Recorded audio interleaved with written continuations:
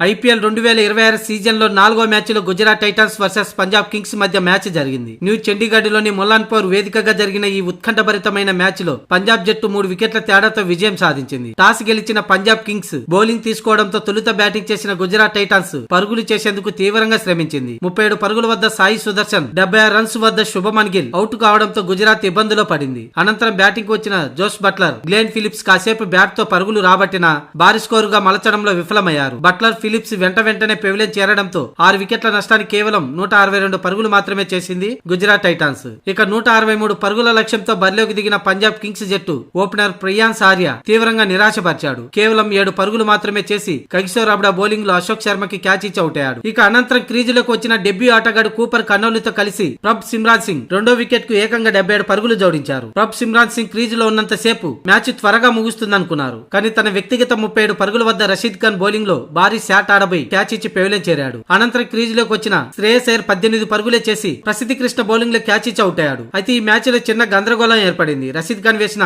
12వ ఓవర్లో కూపర్ కనౌలు కొట్టిన బంతి సరిగ్గా శ్రేయస్ అయ్యర్ కుడి ఎడమ చేతి మణికట్టుకు తగిలింది. దీంతో గ్రౌండ్ లోనే అతడు గిలగిలా కొట్టుకోవడంతో ప్రేక్షకులు ఒక్కసారిగా షాక్ అయ్యారు. దీంతో అతన్ని ఫిజియో పరీక్షించిన తర్వాత ఐస్ ప్యాక్ పెట్టడంతో తిరిగి బ్యాటింగ్ ప్రారంభించిన అయ్యర్ కొద్దిసేపటికి అవుట్ అయి పెవిలియన్ చేరాడు. ఇక ఆ తర్వాత వచ్చిన Nehal Wadhera, Marco Stoinis, Marco Jansen త్వరగా వికెట్లను పారేసుకున్నారు. దీంతో ఒక్కసారిగా పంజాబ్ నుంచి మ్యాచ్ చేజారిపోతుందనుకున్న టైంలో కూపర్ కన్నౌలీ జేవియర్ బాట్లెట్ తో కలిసి మరో వికెట్ పడకుండా మ్యాచ్ ని ఫినిష్ చేశాడు. కూపర్ కన్నౌలీ 44 బంతుల్లో 5 ఫోర్లు 5 సిక్సర్లతో 72 పరుగుల అద్భుతమైన హాఫ్ సెంచరీతో జట్టుకు విజయాన్ని అందించాడు. తొలిసారి ఐపీఎల్ ఆడుతున్న కూపర్ కన్నౌలీ తొలి మ్యాచ్ లోనే తన హాఫ్ సెంచరీతో పంజాబ్ జట్టుకు 5 బంతులు మిగిలి ఉండగానే విజయాన్ని అందించాడు. మొత్తంగా పంజాబ్ కింగ్స్ 7 వికెట్లు కోల్పోయి 165 పరుగులు చేసింది. దీంతో 3 వికెట్ల తేడాతో పంజాబ్ కింగ్స్ విజయం సాధించింది.